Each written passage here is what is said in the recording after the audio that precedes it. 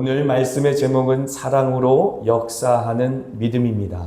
갈라디아서 5장 2절로 15절까지의 말씀을 가지고 사랑으로 역사하는 믿음이라는 제목을 가지고 말씀을 증거하겠습니다. 갈라디아서의 말씀엔 다른 복음이 등장하지요. 그리고 그 다른 복음과 어떻게 싸울 것인가? 간단한 답이 있는데 그것은 순전한 복음으로 충만하면 됩니다. 진짜를 맛보게 되어지면 가짜는 맛이 없어져요.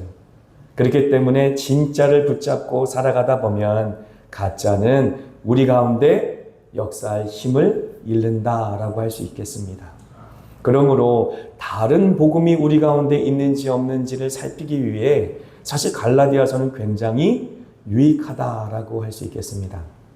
갈라디아 교회들만을 향한 바울 사도의 외침이다 생각하지 마시고 이 세대를 살아가는 우리들에게도 하나님께서는 갈라디아서를 통해서 다른 복음을 분별하라 라고 지금 도전하고 계신다라고 한번 생각하시면서 오늘 본문의 말씀을 그대로 마음속에 아멘 하고 받으시면 큰 신앙의 유익이 있을 줄 믿습니다.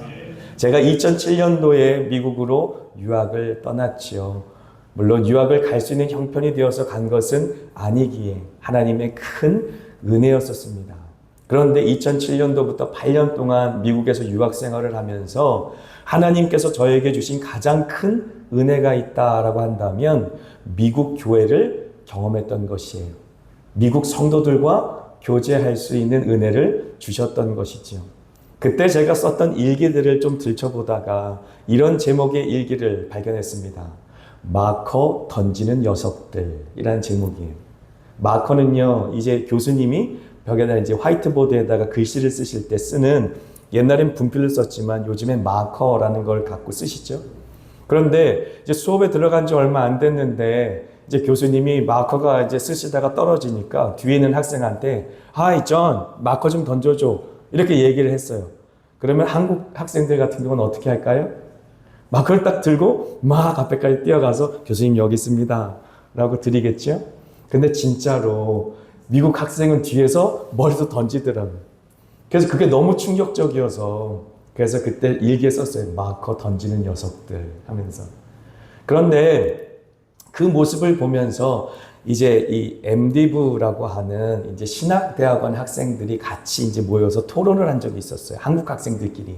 한국 학생, 유학생들이 좀 있어가지고 그 학생들끼리 모여서 도대체 쟤네들은 어떻게 살았길래 교수님이 마커 던지라고 진짜 던질까? 그게 가능할까? 이제 교수님들은 신학교 교수님과 동시에 또 목사님이시잖아요. 그렇기 때문에 감히 한국적인 사고로 마커를 이렇게 던진다는 게 불가능한데 미국 사람들은 어떻게 그게 가능할까라고 이야기하면서 한 가지 결론을 얻은 것이 있는데 미국 사람들의 신앙생활을 우리가 한번 살펴보자. 그들은 겉모습으로 거칠해하는 신앙은 없더라라고 하는 것이죠. 그리고 이 신앙과 삶이 일치되는 모습이 굉장히 큰 도전으로 다가오더라. 그래서 저희가 MD부 기간 동안 신학대학원 공부하는 기간 동안 그 학생들이 어떻게 살아가는지 한번 지켜보자 라고 했어요. 근데 사실 한국 학생들은 교수님 안 계시면 어떻게 해요?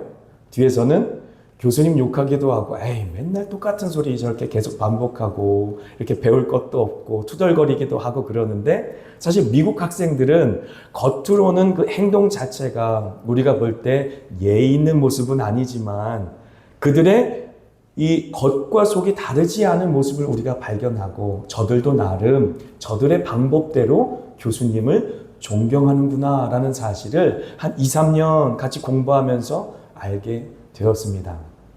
마찬가지로 이민교회를 섬기면서 이와 비슷한 경험을 많이 했어요. 여러분 한번 생각해 보세요. 이민교회 제가 말씀 그 전에도 한번 간증을 한 적이 있었는데 이민교회를 섬기는 한국 이민교회를 말하는 것입니다.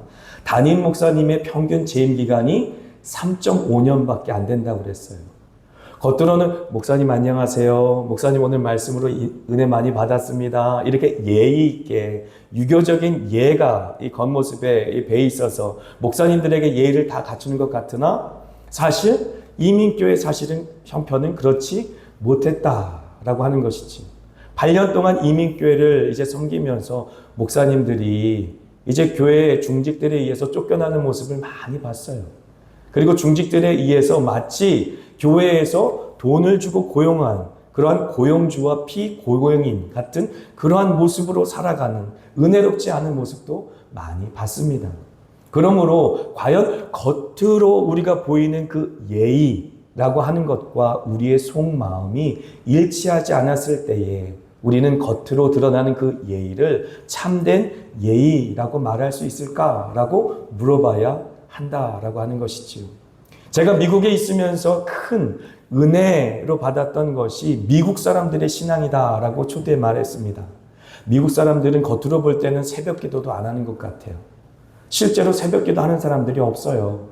그리고 이제 예배에 출석할 때 어떤 율법적인 요소로 신앙적인 어떤 행위적인 규정을 갖고 그것을 지켜서 나의 의로 삼는 모습을 볼 수는 없습니다. 그런데 그들의 삶을 통해서 도전받는 것은 무엇인가? 삶에 있어서 그들의 신앙과 삶이 일치되려고 몸부림치는 모습을 많이 보았습니다. 가정에서, 회사에서 그들은 끊임없이 자신이 믿는 성경의 말씀을 삶으로 순종하려고 하는 몸부림이 그들의 속 가운데 있었다라고 하는 것이지요. 그런데 한국교회를 한번 돌이켜보지요. 제가 한국교회를 계속 비판하려고 하는 것이 아닙니다. 한국교회 안에 우리도 모르게 유교적인 요소 혹은 율법적인 요소, 바리새인 같은 요소들이 들어왔다면 우리는 그 모든 것을 벗어버려야 된다라고 지금 갈라디아서 말씀을 이야기하면서 도전하고 있는 것이지요. 어떤 분은 저에게 명함을 주셨는데 40일 금식하였다라는 얘기를 40일 금식을 몇 번 해왔다라는 그 명함에 써 있는 것을 제가 받고는 굉장히 놀란 적이 있어요. 40일 금식을 하면 어떻게 돼야 됩니까? 더 겸손해져야 되겠죠. 그렇지 않습니까? 하나님께서 은혜를 주셨는데 나 같은 죄인이 어떻게 40일 동안이나 하나님의 은혜 가운데 먹지도 않고 하나님을 예배할 수 있단 말인가? 어떻게 하나님의 이름을 부르면서 내 소망을 드리고 기도하며 40일을 예수님처럼 모세처럼 그렇게 주님 품 안에서 그렇게 은혜의 장중에 붙들려서 기도할 수 있었단 말인가? 라고 생각한다면 더 겸손해야지요.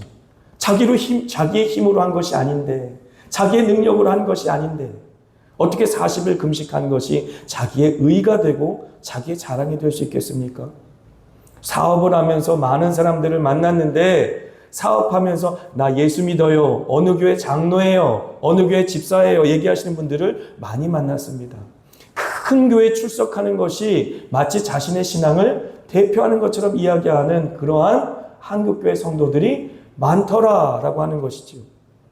큰 교회 간판이 어떻게 자신의 신앙을 증명하는 그러한 증거가 될 수 있겠다 말입니까? 어떻게 나 같은 죄인을 구속하셔서 하나님께서 이렇게 좋은 예배당을 허락하시고 이렇게 좋은 장비와 이렇게 놀라운 말씀을 이렇게 헌신된 많은 사람들의 노력 가운데 은혜 가운데 내가 예배를 드릴 수 있단 말인가? 라는 마음속에 더 겸손하게 하나님 감사합니다 라고 고백해야 되는 것이 정말로 은혜 받은 자들의 모습이 아닙니까? 그러므로 절대 내가 큰 교회 집사다, 장로다 이런 것들은 자랑할 수 있는 것들이 아니에요. 그런데 많은 사람들이 그런 것들을 자랑하는 것을 심심찮게 보았다라고 하는 것이죠. 사랑하는 성도 여러분, 새벽 기도하는 것이 우리의 의가 될 수 있겠습니까? 결코 새벽 기도하는 것도 우리가 의가 될 수는 없는 것이지요. 하나님께서 건강 주셨기에, 하나님께서 깨워 주셨기에, 하나님께서 기도의 자리로 우리를 이끌어 주셨기에 나올 수 있는 것이지, 하나님의 은혜 주시지 않으면 우리는 깨어날 수도 없고 숨 쉴 수도 없고 그리고 움직일 수도 없는 사람들이에요. 하나님이 우리의 혈관 하나만 건드려도 우리는 일어날 수 없고 넘어져서 살 수 없는 사람들이 우리의 연약함이다라고 하는 것이지. 하나님이 우리를 예배 자리에 인도하셨다, 우리의 기도의 자리로 인도하셨다는 그 사실 자체가 우리에게 하나님이 주신 은혜다라는 사실을 망각하고 살아가는 것이 다른 복음 아닙니까? 우리도 모르는 사이에 조국교회가, 한국교회가 많은 목회자들이, 많은 신앙인들이 다른 복음에 물들어 있다라고 하는 것이지. 그래서 세상 사람들이 유독교라고 말하는 것이고 자신의 행위가 의가 되는 그러한 잘못된 종교에 빠져서 이중적인 모습을 보이기 시작하는 것이죠. 교회에서는 거룩한 모습으로 예배하지만 삶에 있어서는 전혀 목사답지 않고, 전혀 장로답지 않고, 전혀 권사답지 않고, 전혀 집사답지 않은 삶을 살아가는 것이 한국교회 성도가 아닌가라는 것이죠. 미국에 있을 때 미국에 있는 성도들은 저에게 목사님이라고 부르지도 않았어요. Hey, David! 이라고 불렀어요. 하지만 한 번도 그들의 마음속에 목회자 데이빗, 다윗이라는 목사, 제 이름이 영어 이름이 데이빗입니다. 그 데이빗이라는 목회자 자체에 대한 리스펙트, 경외하는 마음, 존경하는 마음을 저는 의심한 적이 없어요. 그런데 한번 우리 자신을 돌아보자라고 하는 것입니다. 하나님 앞에, 우리 앞에, 또 성도들 앞에, 교회 앞에 우리는 정말로 이중적인 모습으로 살아가는 것은 아닌가라고 하는 것이지. 에베소서 2장 8절과 9절은 이렇게 기록하고 있습니다. 같이 한번 읽습니다.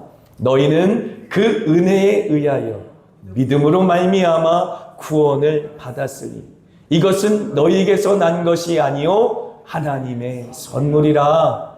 행위에서 난 것이 아니니 이는 누구든지 자랑하지 못하게 함이라. 아멘. 우리는 믿음으로 말미암아 의롭다고 여김을 받았다라고 했습니다. 그것이 갈라디아서에 있는 핵심이라고 그랬어요. 믿음으로 말미암아 의롭다 칭함을 받았다라고 하는 것은 하나님의 심판대 위에 우리가 의로워서가 아니라 아직 우리가 죄인 되었을 때에, 아직 우리가 원수 되었을 때에 하나님께서 예수 그리스도의 보혈의 공로로 말미암아, 예수 그리스도의 십자가의 대속의 은혜로 말미암아 땅 내가 너를 의롭다고 선언하노라 라고 선포하신 것입니다. 우리가 아직 죄인 되었을 때, 아직 원수 되었을 때에 하나님께서 은혜로 주신 것이 믿음이다라고 하는 것이죠. 그러므로 우리는 하나님 앞에 이제 가서, 천국에 가서 하나님 내가 이렇게 믿음 생활했습니다 라고 믿음마저도 자랑할 것이 없다라는 것이. 왜냐하면 에베소서가 우리에게 말하고 있지 않습니까? 믿음마저도 하나님께서 우리에게 은혜로 말미암아 주신 선물이다. 그러므로 우리가 믿음을 가지고 살아가는 우리의 모습마저도 하나님 앞에 내세울 것이 아무것도 없어요.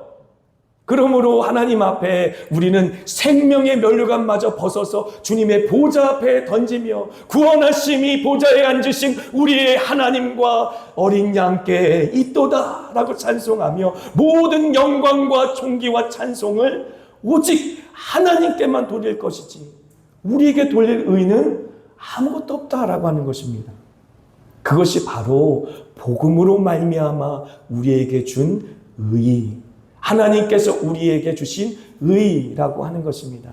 그러므로 그 의를 절대 잊지 말아야 한다. 이중적인 신앙으로, 이분법적으로 세상과 교회를 따로 생각하고 교회에서는 거룩한 신앙의 모습을 갖고 세상에서는 그렇지 못하는 세상 사람으로 살아가는 그런 모습이 한국 기독교 안에 병폐처럼 다른 복음처럼 들어와 있다면 우리는 끊임없이 그것과 싸워야 한다라고 하는 것입니다. 우리 자신 가운데 그런 다른 복음이 들어와 있다면 우리는 그 다른 복음과 싸워야 한다라고 하는 것이지요. 가정 가운데 우리의 자녀들에게 보이는 우리의 모습, 가정 가운데 우리의 배우자에게 보이는 우리의 모습이 교회에서 목회자들을 향해 혹은 성도들을 향해 보이는 또 하나님께 향하는 모습과 다른 모습이라면 우리는 좀 우리 자신을 돌아볼 필요가 있다라고 하는 것입니다. 오늘 읽은 본문의 말씀을 통해 하나님께서 우리에게 밝히 강조하면서 보여주시는 것은 하나님의 율법의 완성은 하나님을 사랑하는 그 사랑 그대로 내 이웃을 사랑하는 것이다 라고 하는 것이. 그런데 우리는 가만히 보니까 하나님을 사랑한다라고 말하면서 종교적인 열심을 가지고 하나님을 사랑하는 그 모습을 외적인 모습으로 보이려고 노력합니다. 그리고 그 모든 외적인 모습, 종교적인 열심이 결국 하나님 사랑과 자기 사랑으로 귀속된다라고 하는 것이지. 그것은 항상 우리가 천국 가는 그날까지 싸워야 되는 싸움이다라고 하는 것이죠. 하나님은 분명히 하나님 사랑과 이웃 사랑을 이야기하고 있는데 우리는 하나님을 사랑한다라고 하는데 우리도 우리 자신을 사랑하여서 하나님 사랑과 자기 자신을 사랑하는 사랑을 붙잡아서 결국 주님을 믿는다고 하면 할수록 열심히 신앙생활을 한다면 할수록 하나님을 우상처럼 섬기는 잘못된 신앙을 하고 있다라고 하는 것이지. 우리가 자기 사랑을 버리지 않는 한 이러한 잘못된 신앙에서 벗어날 길이 없다라고 하는 것입니다. 3절 말씀을 같이 읽습니다. 같이 읽습니다. 내가 할례를 받은 각 사람에게 다시 증언하노니 그는 율법 전체를 행할 의무를 가진 자라 라고 다른 복음의 핵심에 대해서 지금 이야기하고 있는 것입니다. 한 가지만 지켜서는 안 된다. 만약에 이제 갈라디아 교회를 공격한 다른 복음이 할례라고 하는 행위를 지키는 것이라면 그 하나만 지킨다고 너는 구원받을 수 있는 것이 아니다. 하나님의 의를 충족할 수 있는 것이 아니다 라고 하는 것이죠. 우리에게 이야기한다면 교회라고 하는 곳에 가서 종교적인 열심을 가지고 내가 헌금 생활, 봉사, 예배 생활, 이제 교회에서 요구하는 그 모든 외적인 열심으로 하나님을 섬기는 것을 충족한다면, 그것으로 나의 의가 된다면 그것이 하나만 충족시킨다고 되는가? 신앙생활을 하다 보면 이거 지키면 그 다음 또 지켜야 되는 것이 생기고, 이것을 지키면 그 다음 지키는 것이 생기고, 하나만 지킨다고 하나님의 의가 충족되는 것이 아니다라고 이야기하는 것이죠. 그것이 다른 복음의 맹점, 허점이라고 하는 것입니다. 그래서 야고보서 2장 10절에는 이렇게 이야기합니다. 같이 읽습니다. 누구든지 온 율법을 지키다가 그 하나를 범하면 모두 범한 자가 되나니. 그래서 우리가 신앙생활이 짐으로 다가오다가 무거운 짐을 나홀로 지고 견디다 못해 쓰러질 때라고 고백하며, 신앙생활을 하면 분명히 자유로워져야 되는데, 신앙생활을 열심히 하면 열심히 할수록 우리 마음에 은혜가 넘쳐나야 되는데, 오히려 신앙생활이 짐으로 여겨지고 우리가 급기야 넘어져서 미끄러져서 더 이상 감당하기 어렵다라고 교회를 떠나버리는 일들이 20대부터 40대까지 한국교회에 많이 일어난다라고 하는데, 그러한 일들이 교회 가운데 계속 일어나고 있다라고 하는 것이죠. 그렇다면 뭔가 잘못됐다 생각해야 되는 것이죠. 한국교회가 전하는 말씀들이, 한국교회가 붙들고 있는 복음들이 무언가 잘못됐다라고 빨간 불이 들어와야 한다는 것이, 하나 지켰더니 그 다음 또 지킬 것이 생기고, 하나 열심히 했더니 그 다음 또 열심히 할 것이 생기면서 신앙적인, 율법적인, 행위적인 것들이 계속 짐처럼 짓눌러서 내 신앙으로 더 이상 견뎌낼 수가 없구나, 내 믿음으로는 더 이상 교회 생활을 할 수가 없구나, 에이 더 이상 못하겠다, 떠나야겠구나 라고 고백하는 청년들이 많더라라고 하는 것입니다. 생각해 보세요. 하나만 지킨다고 구원을 얻는 것이 아닙니다. 율법을 하나를 범하게 되면 모두 전체를 범하게 된다고 했는데, 이 구약 성경에 기록된 그 수많은 율법을 우리가 어떻게 다 지킬 수 있단 말입니까? 심지어 십계명만 우리가 우리의 삶에 대입시켜 봐도 우리 가운데 하나님 앞에 의롭다 여김을 받을 사람은 아무도 없을 것이다 라고 하는 것이죠. 그래서 4절 말씀 같이 읽죠. 율법 안에서 의롭다함을 얻으려 하는 너희는 그리스도에게서 끊어지고 은혜에서 떨어진 자로다. 아멘. 우리가 갈라디아 교인들을 멀리 있는, 과거에 있는 우리의 믿음의 선진들이다라고만 생각하지 마시고 우리 교회, 내 신앙과 지금 함께 접목해서 보자라고 하는 것입니다. 마치 우리 몸이 아프면 병원에 가서 엑스레이도 찍고 MRI도 찍고 CT도 찍는 것처럼 이 갈라디아서의 말씀을 가지고 우리 내면을 들여다보자라고 하는 것이, 율법으로 말미암아 신앙의 행위로 말미암아 의롭다함을 얻으려고 하는 너희는 그리스도에게서 끊어진 자라고 말하고 있어요. 은혜에서 떨어진 사람이라고 말하고 있어요. 왜 우리가 예수로부터 멀어졌느냐? 왜 우리가 은혜로부터 멀어졌느냐? 그것은 하나님 사랑해요, 하나님 사랑해요 라고 말하며 자기 사랑도 함께 만족시키고자 하는 다른 복음 가운데 살아갔기 때문이다 라고 하는 것이죠. 분명히 율법의 완성은 하나님 사랑과 이웃 사랑이라고 말했는데, 이웃 사랑은 내팽개치고 하나님을 사랑함으로 말미암아 나를 사랑하는 것을 충족시키려고 했다라고 하는 것이지요. 아니다라고 얘기할 수 있겠지만 그 이후의 말씀을 통해서 정말 아닌가 한번 살펴보죠. 도표를 함께 보겠습니다. 자, 우리가 붙들 것과 버릴 것이 있는데요. 우리의 붙들 것은 하나님을 사랑하는 것이. 그렇다면 우리가 버릴 것은 자기를 사랑하는 것입니다. 우리가 붙들 것이 하나님의 의라면 버릴 것은 자기의 의입니다. 우리가 붙들 것이 하나님의 열심이라면 버릴 것은 자기의 열심입니다. 우리가 붙들 것이 하나님의 생각이라면 우리가 버릴 것은 자기의 생각인 것이지요. 그래서 다른 복음은 하나님 사랑 버리지 않습니다. 하나님 당연히 사랑해야죠. 이스라엘 백성들도 그랬습니다. 그들은 하나님께 제사를 드리기를 쉬지 않았어요. 그런데 그 성전 안에 우상 숭배하는 그 우상 숭배도 같이 섬겼던 것이지. 하나님 사랑과 자기 사랑, 우상 숭배라는 것을 같이 붙잡고 살았다라고 하는 것이지. 우리 신앙을 스캐닝하며 MRI처럼 깊이 들여다본다면 하나님 사랑과 더불어 참 복음은 이웃을 사랑하다라고 말하고 있는데 이웃 사랑을 열심히 실천해야 하는가? 하나님의 그 말씀을 부여잡고 하나님의 그 사랑하는 그 사랑이 우리 마음과 심령 가운데 가득 차서 그 사랑으로 과연 내 이웃을 내 몸처럼 사랑하라고 하는 그 계명의 말씀을 우리가 지키며 살았는가라고 하는 것이지. 그렇지 않았기 때문에 갈라디아 교인들은 서로 물고 뜯었다라고 말하는 것이죠. 서로 분열하고 싸웠다라고 말하는 것이 주님께서 핏값으로 사신 교회 안에서도 으르렁거리며 서로 물고 뜯고 싸웠다라고 하는 것입니다. 이민교회를 섬기면서 수도 없이 많이 봤던 모습이죠. 예수를 떠나면, 그리스도를 떠나면, 그 은혜를 떠나면 우리는 별 수 없는 것이죠.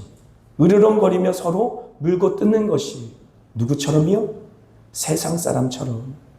하나님의 은혜가 우리 마음과 심령 가운데 부어져야 비로소 우리는 자기 사랑을 버리게 되고 자기 의를 버리게 되고 자기 열심을 버리게 되고 자기의 생각을 버리게 된다라고 하는 것입니다. 그래서 마태복음 16장 24절 같이 읽습니다. 이에 예수께서 제자들에게 이르시되 누구든지 나를 따라오려거든 자기를 부인하고 자기 십자가를 지고 나를 따를 것이니라. 아멘. 예수님을 따르기가 쉽지 않다. 정말로 쉽지 않다. 그 길은 좁은 길, 좁은 문이다 라고 하는 것이. 그 길을 따르기 위해서는 예수님처럼 자기를 부인해야만 한다 라고 하는 것입니다.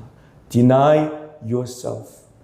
내 자신이 온전히 부인되어질 때 그때 우리는 하나님도 사랑하고 이웃도 사랑할 수 있는 것이지요. 우리를 부인하지 못하기 때문에 하나님 사랑해요 라고 신앙생활, 종교생활은 하지만 자기 사랑에 매여서 함께 하나님과 자기 사랑을 함께 섬기며 살아가는 모습으로 우리는 살 수밖에 없었다라고 하는 것이죠. 그래서 오늘 본문 6절의 말씀 같이 읽습니다. 그리스도 예수 안에서는 할례나 무할례나 효력이 없으되 사랑으로서 역사하는 믿음뿐이니라. 아멘. 사랑으로서 역사하는 믿음. 무슨 말입니까?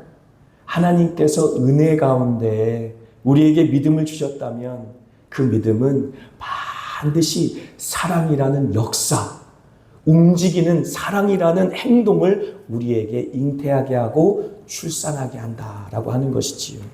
하나님께서 사랑이시기에 그 사랑으로 우리 가운데 찾아오시면 우리는 반드시 사랑이라고 하는 열매를 맺고 살아갈 수 있게 되어진다라고 하는 것입니다. 그래서 13절과 14절 같이 한번 읽습니다. 시작. 형제들아 너희가 자유를 위하여 부르심을 입었으나 그러나 그 자유로 육체의 기회를 삼지 말고 오직 사랑으로 서로 종노릇 하라. 온 율법은 내 이웃 사랑하기를 내 자신같이 하라 하신 한 말씀에서 이루어졌나니 라고 말하는 것입니다.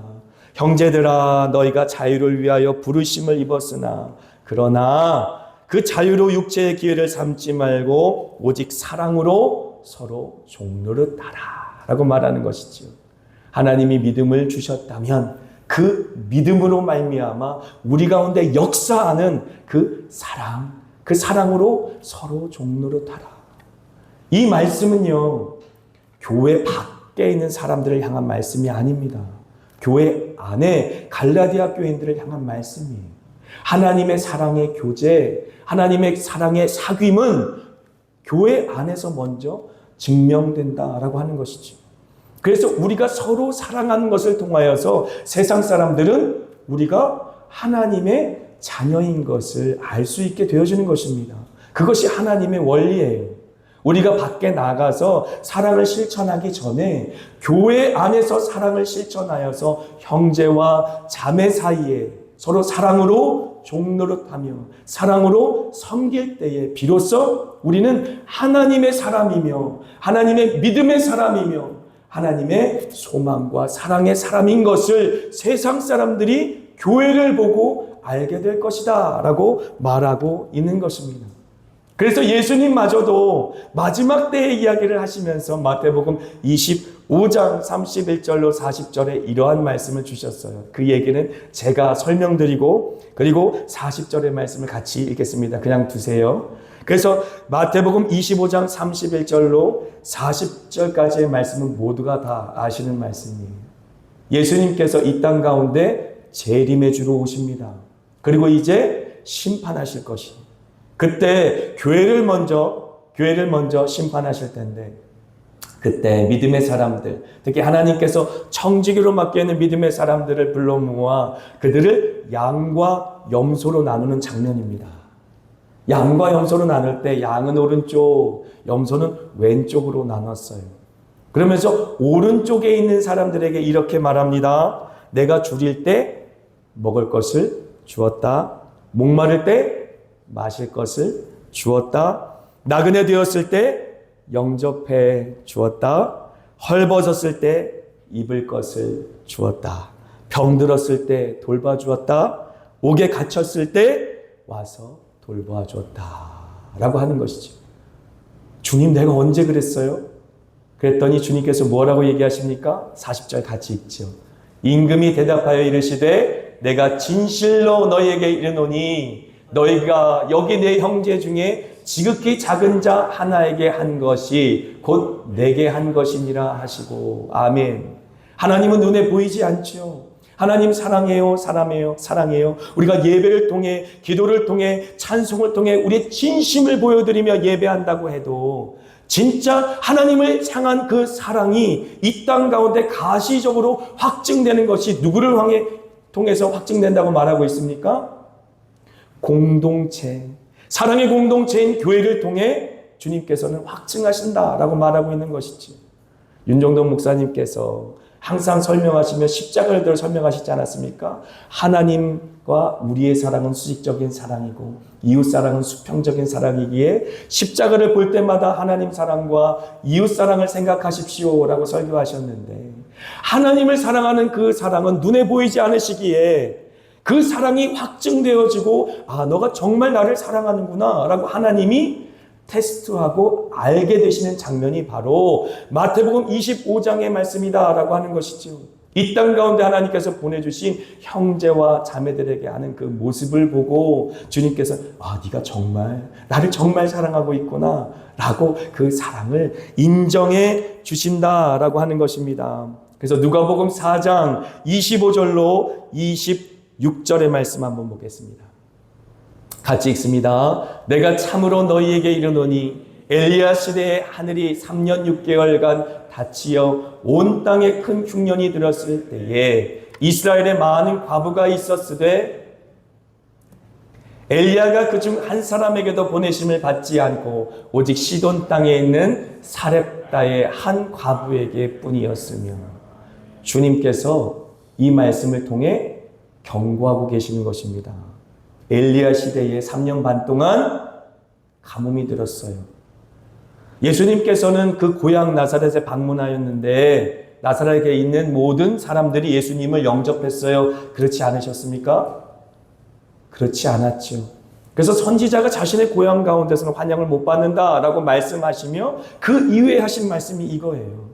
엘리야가 3년 반 동안 그 땅에 가뭄이 오게 이제 하나님 앞에 기도하고 이제 아합과 영적으로 전쟁하지 않습니까?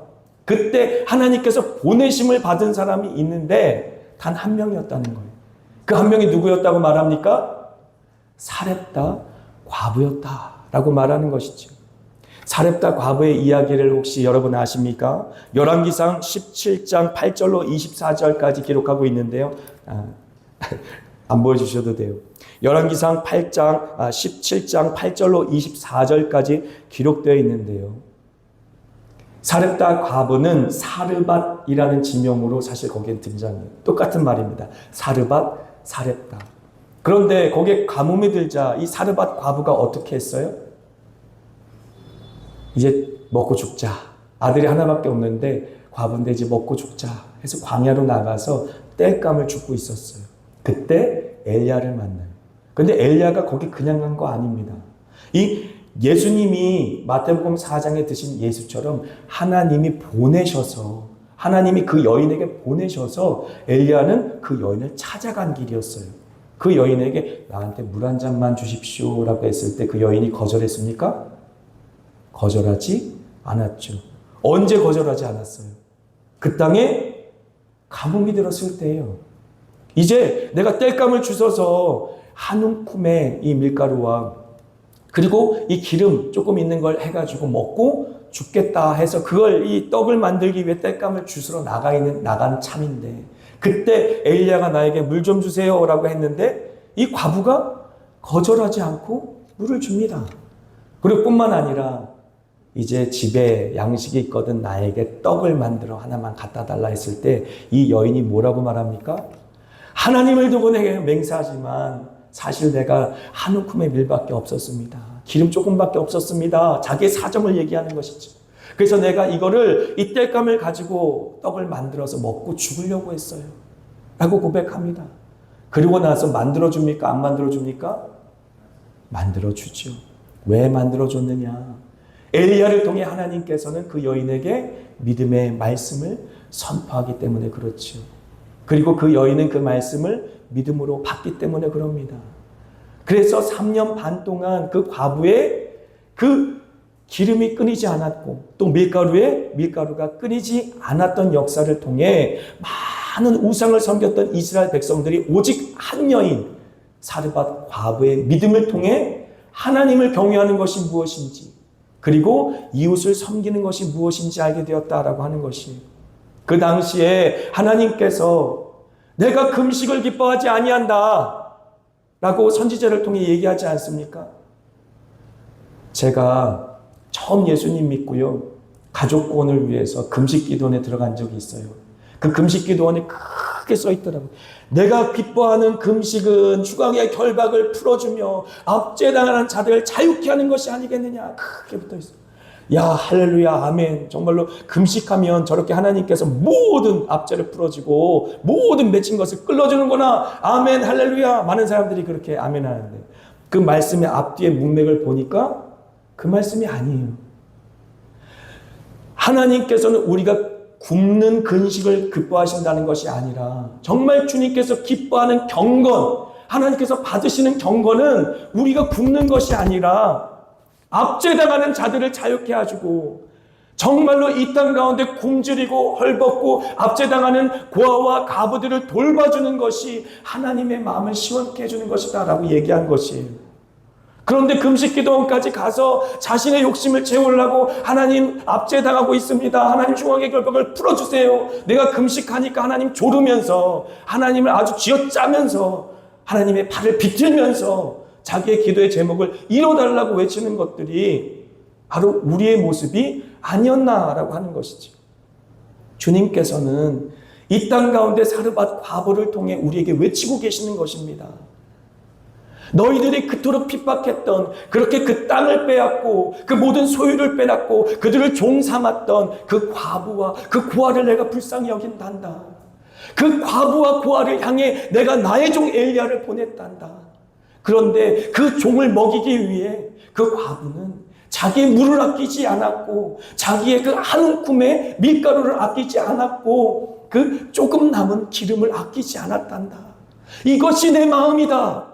너희들이 이 땅 가운데 살면서 이렇게 살았으면 좋겠다. 아무리 이 땅 가운데 영적인 기근이 된다 할지라도, 아무리 이 땅을 살면서 많은 사람들이 사랑을 잃어버리고 믿음이 식어지는 마지막 때가 됐다 할지라도 너희들끼리는 싸우지 말고 서로 물고 뜯고 하지 말고 너희들끼리 제발 좀 사랑하고 살았으면 좋겠구나. 너희들이 가진 것이 작은 것 하나밖에 없다 할지라도 그것을 주님께 내어드림처럼 그 사르밧 과부는 그 가진 마지막 것을 엘리야에게 내어주지 아니하였느냐. 너희들한테 정말 겨자씨만한 믿음이 있거든 그 믿음을 내 이웃을 위해 내어주지 않을래? 너희한테 정말 꺼지는 것 같은 그러한 등불처럼 너무나 연약한 사랑의 마음이 있거든 그것마저도 너희들이 이웃을 위해 좀 밝혀주지 않을래? 라고 주님께서 그 작은 과부의 정말로 작은 인생을 통해 마지막 남은 한 움큼의 밀가루를 통해 마지막 남은 작은 기름을 통해 우리에게 지금 외치고 있다라고 하는 것이지요. 가진 것이 많아서 나누는 것이 아닙니다. 사르밧 과부는 정말로 꺼져가는 등불 같고 상한 갈대 같은 인생이었다 할지라도 그의 인생을 하나님께 드림으로 말미암아 큰 은혜를 입은 은혜의 여인이 되지 않았습니까? 그래서 요한일서 4장 1절 보죠. 아니 우리 찬송가 먼저 한번 한 장 부르고 자 우리 한번 이 찬양 같이 부르고 이제 한번 아니 그냥 부를 거예요. 네. 같이 부르겠습니다. 찬송가 543장입니다. 어려운 일 당할 때 어려운 일 당할 때 나의 믿음 적으나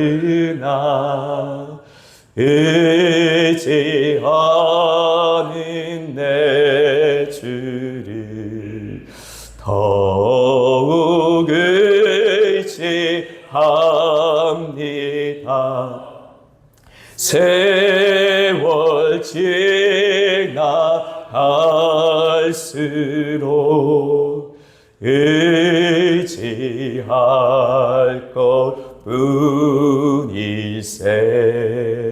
무슨 일을 당해도 예수 의지합니다.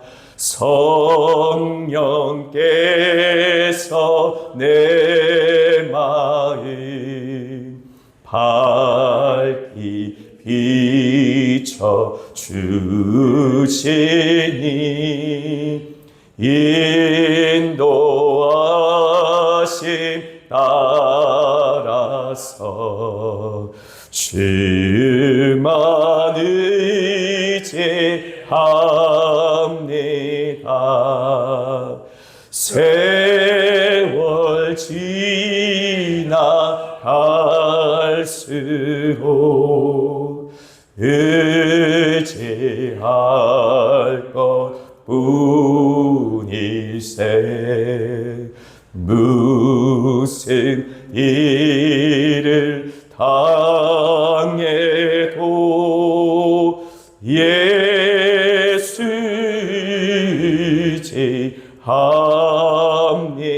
의지합니다. 밝을 때의 노래와 어두울 때의 기도로 위태할 때 도움을 주께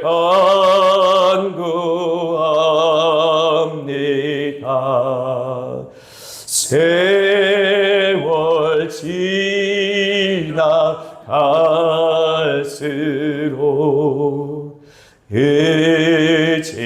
의지할 것뿐이세.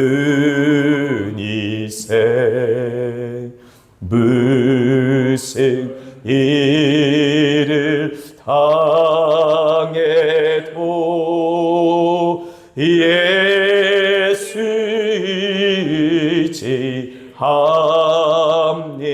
의지합니다. 생명 있을 동안에 예수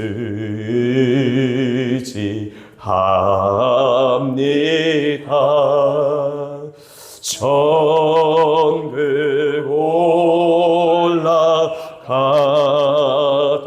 올라가도록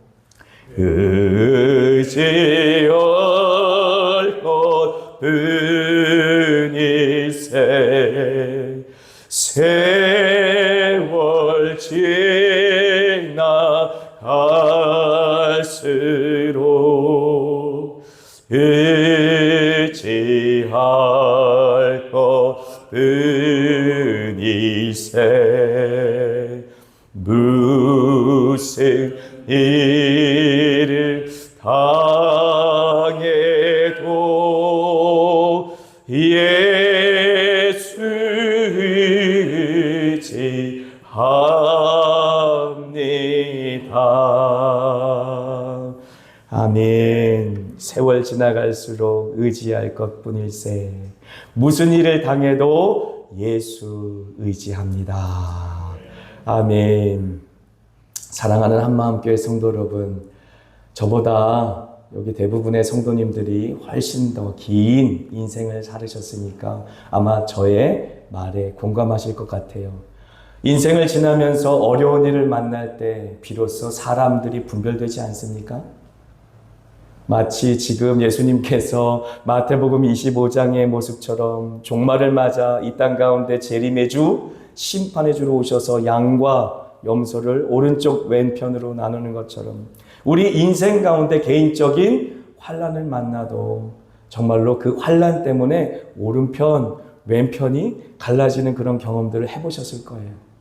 예수님, 주님께서 우리를 심판하실 때, 우리가 주님의 존존 앞에 서서 그 심판대 앞에 섰을 때에 주님께서 우리에게 오른편과 왼편으로 나누어 서라 라고 이야기할 때 분명히 이 땅 가운데 우리가 우리의 사랑으로 섬겨야 될 그 사람들에게 어떻게 행했는지 그것을 기준으로 심판하실 것이다 라고 이야기하셨기 때문에 절대 그 기준을 잊지 말아야 한다 라고 하는 것입니다. 저도 선교지에서 선교사로 사역하면서 이러한 참 이상한 생각을 해본 적이 있었어요. 선배 선교사들과 함께 교제할 때에 선배 선교사들의 모습을 보면 정말로 목숨을 걸고 사역하십니다. 정말 이제 이 테러리스트들이 있고 정말 생명을 내놓아야 들어갈 수 있는 선교지에 서슴없이 들어가서 주님께서 오늘이라도 네 목숨을 나한테 줄래? 그러면 초계같이 자신의 목숨을 버릴 것처럼 정말 그렇게 투철한 신앙으로 평생을 살아가신 선교사님들도 계세요. 그들의 모습을 보면서 큰 도전을 받았어요. 하지만 그들의 다른 모습을 보면서 큰 시험을 당했는데 다른 모습은 동료 선교사들한테 행하는 그들의 모습, 그리고 현지인들을 하대하고 함부로 하는 그들의 모습을 바라보면서 큰 시험에 들었습니다. 어떤 것이 진짜입니까? 하나님 앞에 하나님 나의 목숨을 선교사로 드립니다 라고 선교지에 가서 정말 자신의 목숨을 초계처럼 내던질 것 같은 그런 투철한 신앙의 모습도 분명히 진짜일 거예요. 그런데 그들의 모습 가운데 어떤 모습도 있냐면 동료 선교사들을 비방하고 회방하고 싸우고 분쟁하고 분열하는 모습도 그들의 진짜 모습이에요. 그리고 심지어 현지인들을 하대하고 마치 종처럼 부리는 모습도 진짜 모습이에요. 그렇다면 그들의 진짜 모습, 정말로 주님 앞에 섰을 때 주님께서 양과 염소를 가르칠 때 어떤 것으로 분별하시겠습니까? 주여 주여 하는 자마다 주님의 나라에 들어가지 않을 것이다 라고 말했어요. 한국교회에서 복음을 잘못 가르쳤다라고 하는 것이지요. 주님 앞에 나의 생명을 드리겠습니다 라는 신앙만 강조하고 이웃을 위해 나의 생명을 드리겠습니다 라는 신앙은 안 가르쳤다라고 하는 것이, 주님을 위해서 내가 헌신해서 모든 삶을 드리고 재산을 드려서 하나님 나라를 위해서 헌신하겠습니다 라는 신앙을 가르치고, 주님, 내가 내 자녀를 위해서, 이웃을 위해서, 헐벗은 사람들을 위해서, 고아를 위해서, 과부들을 위해서 내가 나의 삶을 드리겠습니다 라고 하는 헌신의 삶은 등한시했다라고 하는 것이지. 그러므로 우리가 이 말씀으로 말미암아 우리의 삶을 돌이켜봐야 한다. 자, 요한일서 4장 1절의 말씀 보죠. 같이 읽습니다. 사랑하는 자들아, 영을 다 믿지 말고 오직 영들이 하나님께 속하였나 분별하라. 많은 거짓 선지자가 세상에 나왔습니다. 요한일서뿐만 아니라 신약 성경에는 거짓 선지자, 거짓 사도들을 경계하고 있습니다. 그렇다면 주님, 우리가 말세지만을 사면서 어떻게 거짓 선지자들을 분별할 수 있겠습니까? 어떻게 거짓 사도들을 분별할 수 있겠습니까? 라고 물어볼 수 있을 것이, 요한일서 6절로 8절까지 말씀 같이 읽습니다.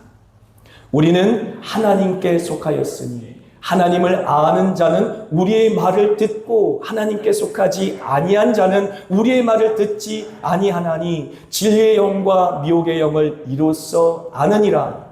사랑하는 자들아, 우리가 서로 사랑하자. 사랑은 하나님께 속한 것이니 사랑하는 자마다 하나님으로부터 나서 하나님을 알고, 사랑하지 아니하는 자는 하나님을 알지 못하나니 이는 하나님은 사랑이시니라.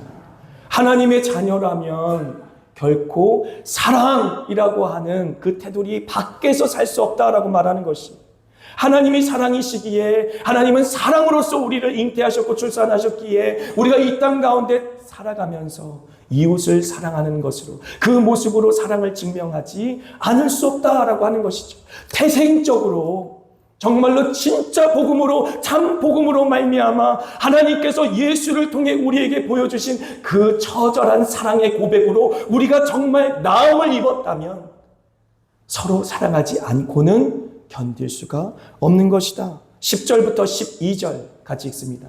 사랑은 여기 있으니 우리가 하나님을 사랑하는 것이 아니요 하나님이 우리를 사랑하사 우리 죄를 속하기 위하여 화목제물로 그 아들을 보내셨습니다. 사랑하는 자들아, 하나님이 이같이 우리를 사랑하셨은즉 우리도 서로 사랑하는 것이 마땅하도다. 12절, 어느 때나 하나님을 본 사람이 없으되 만일 우리가 서로 사랑하면 하나님이 우리 안에 거하시고 그의 사랑이 우리 안에 온전히 이루어지느니라. 아멘. 보이지 않는 하나님은 교회라고 하는 예수 그리스도께서 핏값으로 사신 예수님의 몸을 통해 그 사랑을 온 세상 가운데 증거한다라고 하는 것이죠. 일어나 빛을 발하라 라고 말씀하셨을 때에 그의 영광의 빛은 사랑의 빛이다 라고 하는 것이죠. 그의 생명의 빛은 사랑의 빛이다 라고 하는 것이죠. 온 세상 사람들이 사랑이 없어서 신음하며 죽어갈 때에 사랑은 여기 있으니 라고 선포하며 주님께서 우리가 전도해야 될 그 많은 사람들한테 사랑이 여기 있다. 야, 네가 한마음교회 가봐. 사랑이 거기 있다. 라고 자신 있게 하나님께서 그 영혼을 불러다가 한마음교회에 앉힐 수가 있는 것이지. 그렇지 않으면 전도해도 소용이 없는 것입니다. 이 자리에 많은 영혼들을 앉혀도 소용이 없는 것이, 오히려 우리들의 다투고 서로 물고 뜯는 모습 때문에 그들이 시험에 들어 오히려 교회에 나오지 않는 것보다 못한 그러한 모습으로 가난한 성도가 되고 마는 것이지. 그러므로 예수님께서 이 땅 가운데 많은 사람들에게 그 마음을 감화하시고 감동하셔서 한마음교회에 전도하셔서 앉혀놓으셨을 때에 사랑이 여기 있다. 자신 있게 한마음교회를 자랑할 수 있으셔야 돼요. 한마음교회 가봐라. 하나님의 사랑이 그곳에 있단다. 라고 하나님께서 그 영혼들을 이곳에 이끌어 오실 수 있는, 하나님이 자랑할 수 있는 그러한 교회가 되어야만 한다라고 하는 것이지.